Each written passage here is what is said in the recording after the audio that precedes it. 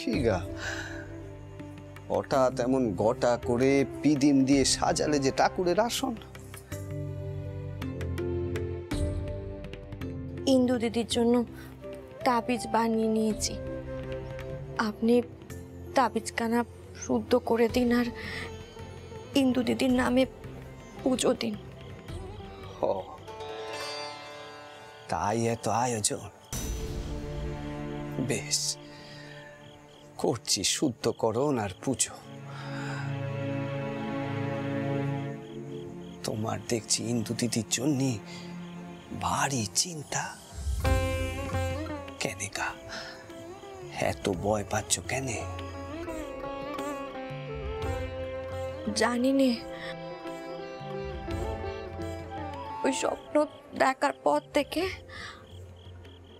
আমার বুকখানা ভয় খুব কাঁপছে জানেন।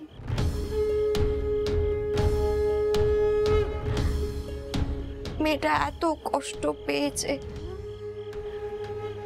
এত কষ্ট করে বর পেয়েছে, ঘর পেয়েছে। এখন যদি ওর কপালে সুখ নাশ হয় তখন? মা ভবতারিণী যার সহায়, তার সুখ কেড়ে নেবে কে? পারবে না গো, কেউ পারবে না।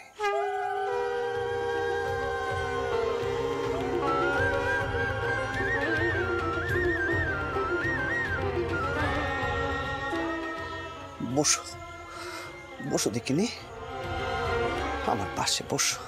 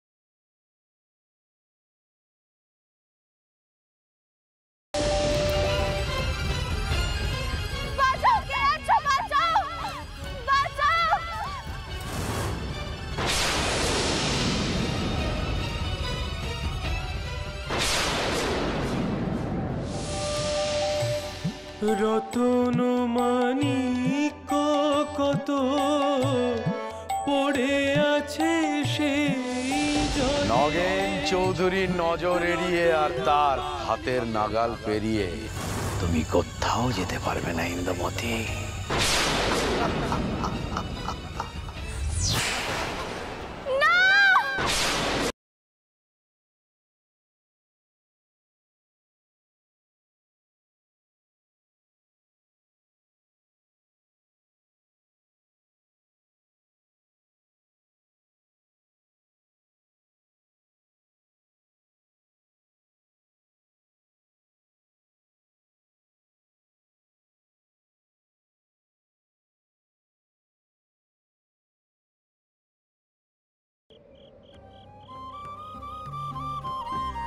জয় মা, জয় মা।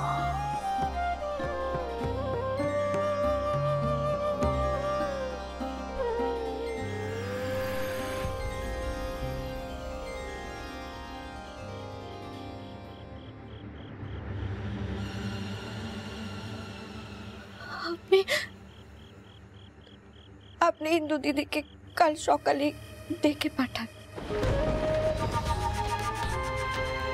আমি তাবিজটা বেঁধে দেবো ওর হাতে।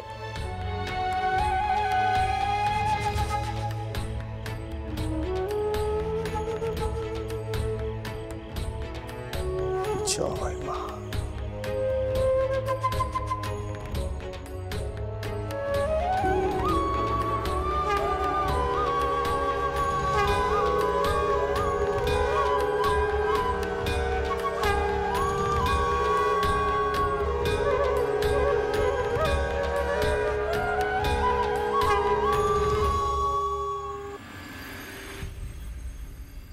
অন্নদা, বৌঠান, তোমরা আর এখানে দাঁড়িয়ে থেকো না, চুপিসারে ভেতরে চলে যাও। কেউ দেখে ফেললে আবার গোলমাল বেঁধে যাবে।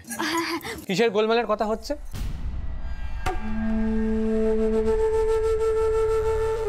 তোমরা সকালে ছিলে কোথায় বলো তো? মাসিমুনি কতটা রেখে তা তোমরা চিন্তা করতে পারবে না। লক্ষ্মী পুজোর নাড়ু, মোয়া, তক্তি, মুরকি বানাতে হবে, আর বাড়ির বৌঠানরা কোথায় আছে তা কেউ জানে না। ত্রৈলোক্য, আমরা একটু বেরিয়েছিলাম। বেরিয়েছিলে? বাড়িতে লক্ষ্মী পূজার বাড়ির বৌঠানরা সমস্ত কাজকর্ম ছেড়ে বাইরে বেরিয়েছিল? এ কেমন ধারার কথা রাখব দাদা? এমন ভাবনা কার মাথায় এলো যে পুজোর কাজকর্ম ছেড়ে সবাই বাইরে চলে গেল? ত্রৈলোক্য, পুজোর কাজ সব হয়ে যাবে। আমি বলছি কি, এখন বৌঠানদের ভেতরে যেতে দে। হ্যাঁ, দাঁড়া না। অন্নদা, বৌঠান, তোমরা যাও তো, যাও ভেতরে যাও। যাও। দাড়িকার গলা পাচ্ছি বলে মনে, এই তো সকলেই আছে। এই যে বৌরা, তোমাদের কাণ্ডি কি? বাড়িতে লক্ষ্মী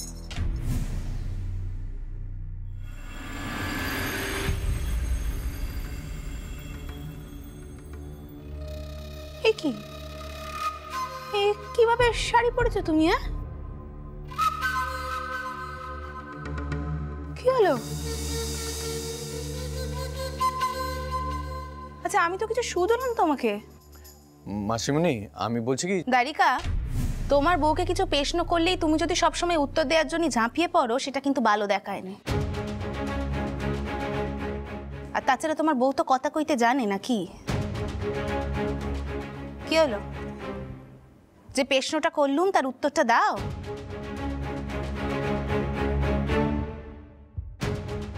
অন্নদা বউ, ওইভাবে কেন মুখে কুলু পেটে দাঁড়িয়ে আছে? আমাকে কও দেখি, কি হয়েছে? এটা কি? আচ্ছা দেখো, আমার কাছে কিন্তু রাজ্যের সময় নেই। তুমি যদি মনে করে থাকো আমি তোমাকে প্রশ্ন করেই যাবো আর তুমি কোনো উত্তর দেবে না, আমি কিন্তু এতবার প্রশ্ন করতে পারবো না বাচ্চা। আগে মা, আমরা আমরা আমরা আমরা করছো কেন? কি হয়েছে স্পষ্ট করে কও নে। মা, আমরা সকলে মিলে একটু বেড়াতে গেছিলাম, ওই একটু বাইরে হাওয়া খেতে গেছিলাম। আর সেই কারণে ইন্দুকে এইভাবে শাড়ি পরতে হয়েছিল। তার কারণ আমি ইন্দুকে ঘোড়ায় চড়িয়েছি।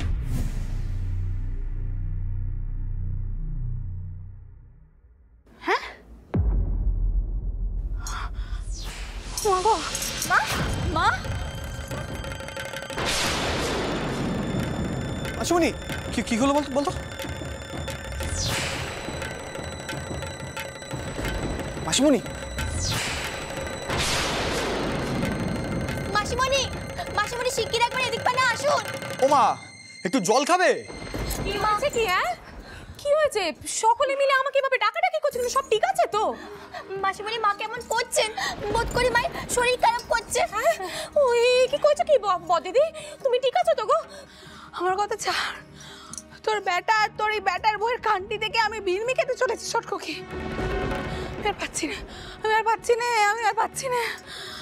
কি হয়েছে গো বদিদি? দারিকা আর ইন্দু কিছু করেছে নাকি আবার?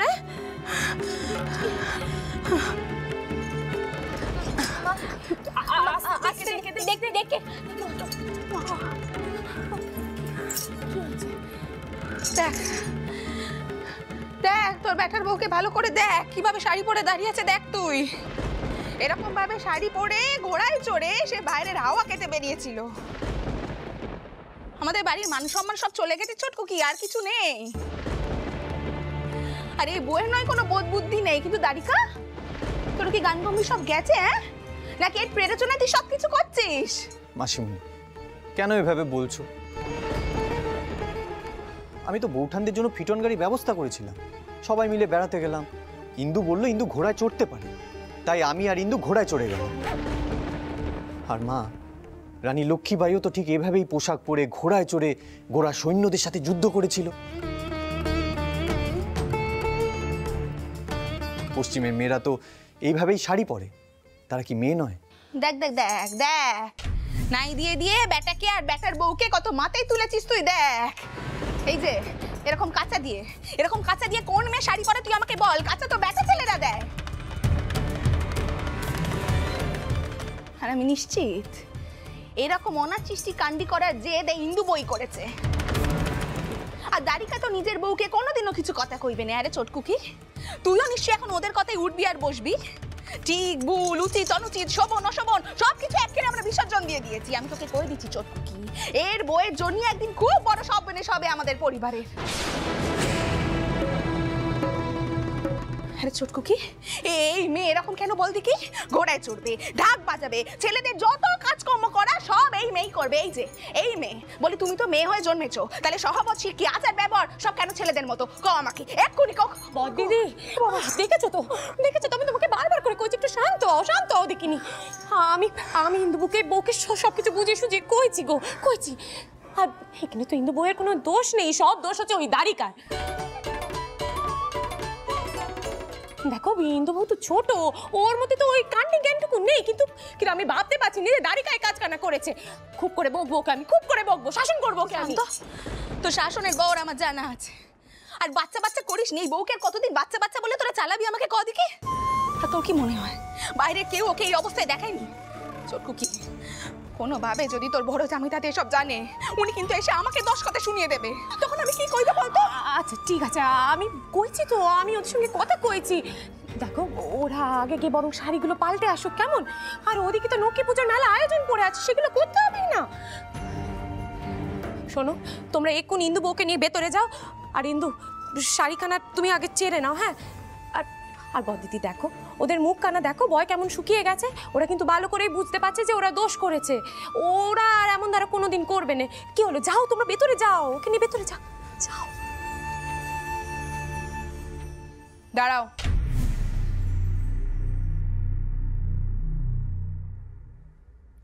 তোমরা দুজন যাও।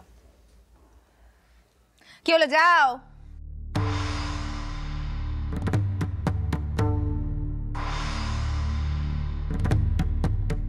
এত বড় একটা কাণ্ডি করে এত সহজে কিন্তু পার পাওয়া যাবে না ইন্দু বউ।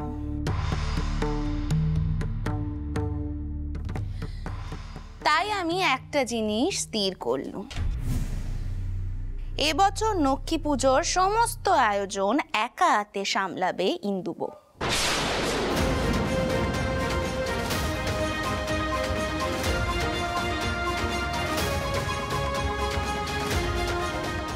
আলপনা দেওয়া, লক্ষ্মীর পাড়া, আর যা যা বাকি কাজ থাকবে সমস্ত কাজ একসাথে তুমি করবে।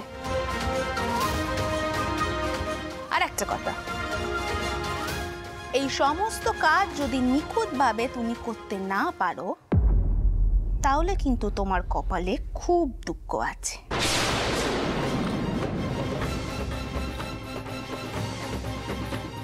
কথাটা যেন মনে থাকে। আচ্ছা ঠিক আছে দিদি, ইন্দু বউ তুমি যা কইছো ও সব করবে। কি হলো, তুমি কও মাসিমণিকে যে মাসিমণি যা যা কইছে তুমি ওক করে পালন করবে। করবে ও। যাও এখন ভেতরে যাও দেখি।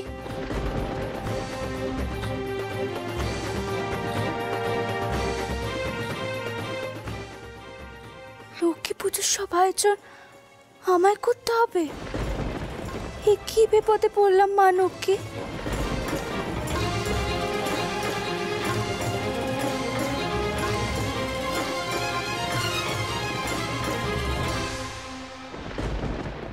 তৈলক্য, তুই একবার আমার সঙ্গে চল, ওই টাউন মোষের সঙ্গে পদ্মখানা মিলিয়ে নিতে হবে। আর যদি কিছু বাকি থাকে ওটা এক্ষুনি আনানোর ব্যবস্থা করতে হবে, বুঝেছিস? চটকু কি,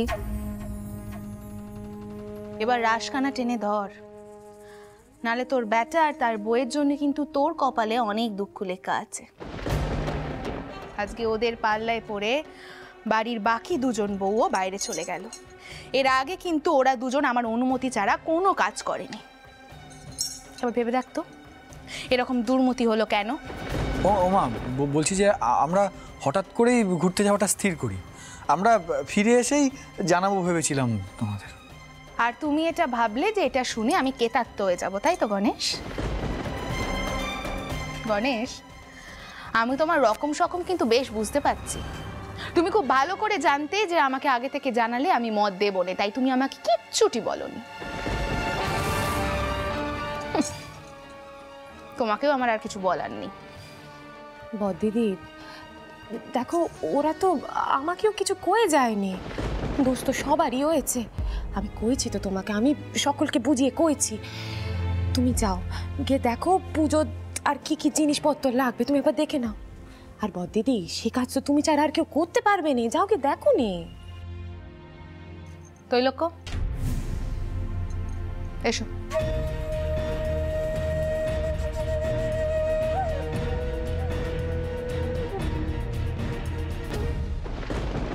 তা বাছা, তোমরা যে তোমাদের বউদের নিয়ে বাইরে হাওয়া খেতে গেছো, তা একবার আমাকে জানিয়ে যেতে পারলে না?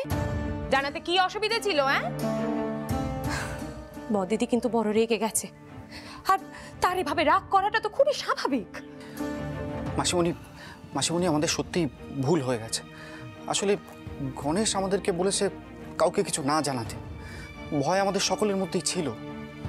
শেষকালে দাড়িকার জোড়াজুড়িতে আমরা বেরোলাম। কিন্তু মাসিমণি, আপনি যদি নিজের চোখে দেখতেন যে বউঠানেরা কত আনন্দ করেছে, তাহলে বুঝতেন। হ্যাঁ গণেশ, রাঘব, তোমরা যখনই কোনো বিপদে পড়েছো তখন কিন্তু তোমার এই মাসিমণি তোমাদেরকে রক্ষে করেছে।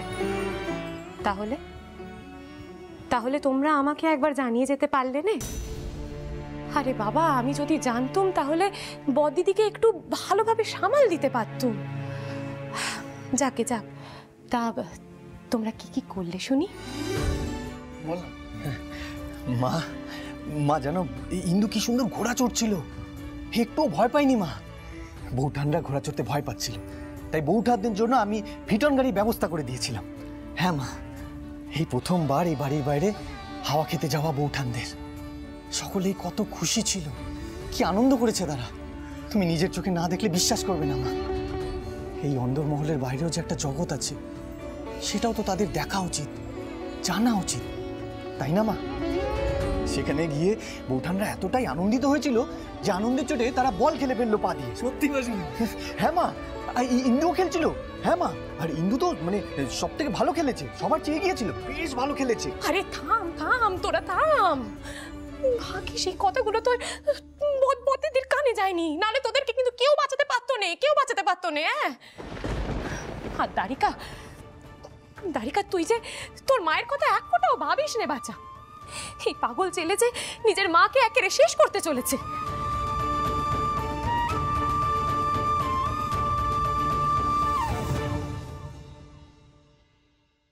কি করছো মা? মা আমি জানি মা, তোমার চিন্তাধারাও কিন্তু ঠিক দিদিমার মতো।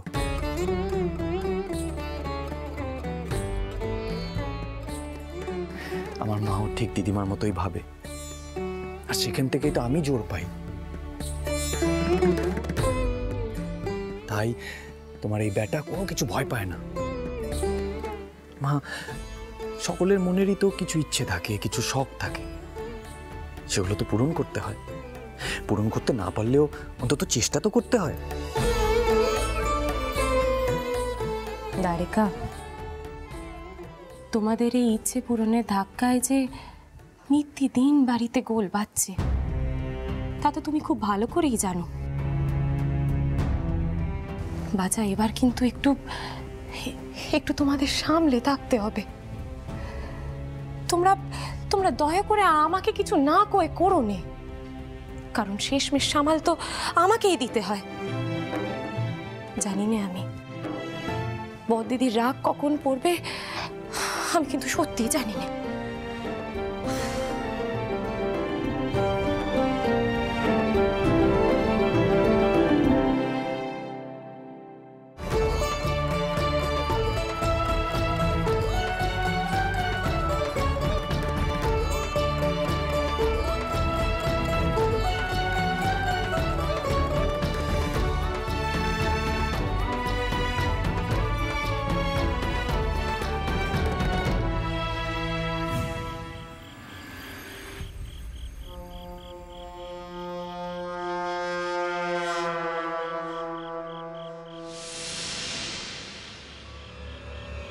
আজ এই মন্দিরে মায়ের সামনে অসুর বধ করব আমি।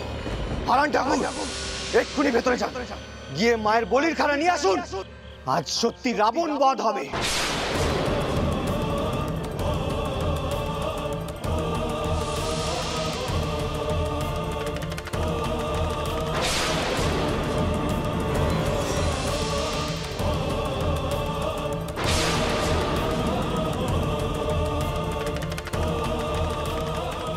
আমার শরীরে কিরকম একটা শিহরণ হচ্ছে ক্ষীরোদ। আগে কথা কেন? দ্বারিকানাথ বিশ্বাসের মুখে যখন চুনকালি মাখাবো, বাছাধন তখন মুখ লুকোনোর জায়গা পাবে না।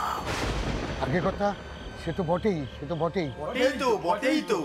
নগেন চৌধুরী আমার নাম, আমাকে দাবিয়ে রাখা অত সহজ নয়।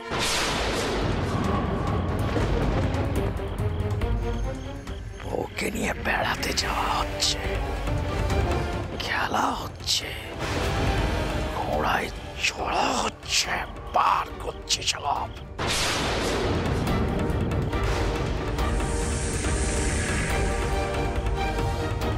আসল সত্য যখন সবার সামনে আসবে না, তারপর দেখি।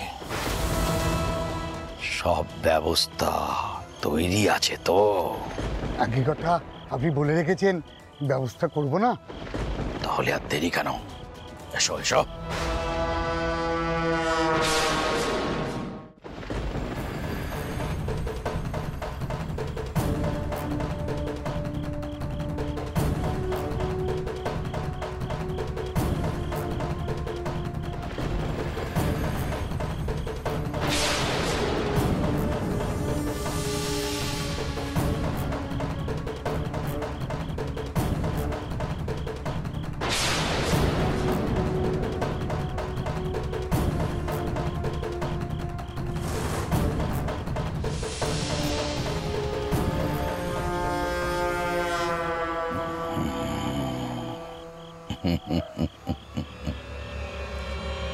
আহারে, বুকের মধ্যে করে রেখে দিয়েছে আদরের বউকে। জ্বলে পুড়ে একেবারে ছাই হয়ে যাবে। নগেন চৌধুরীকে অপমান করে, তার মুক্তি আছে?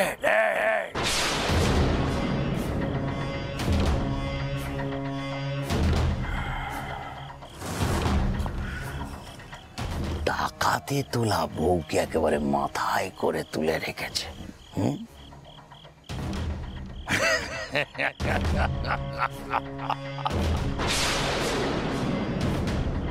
Kshirod, Shibnath,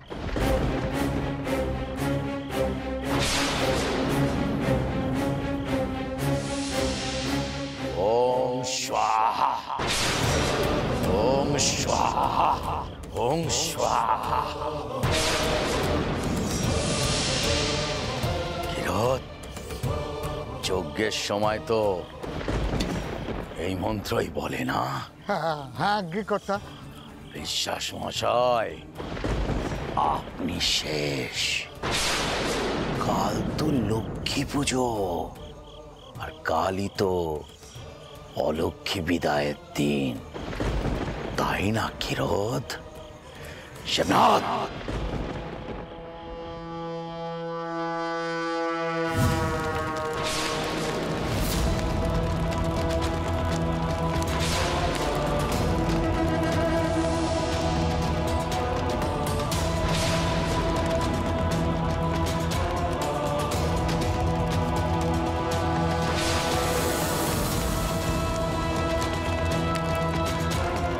Ha ha ha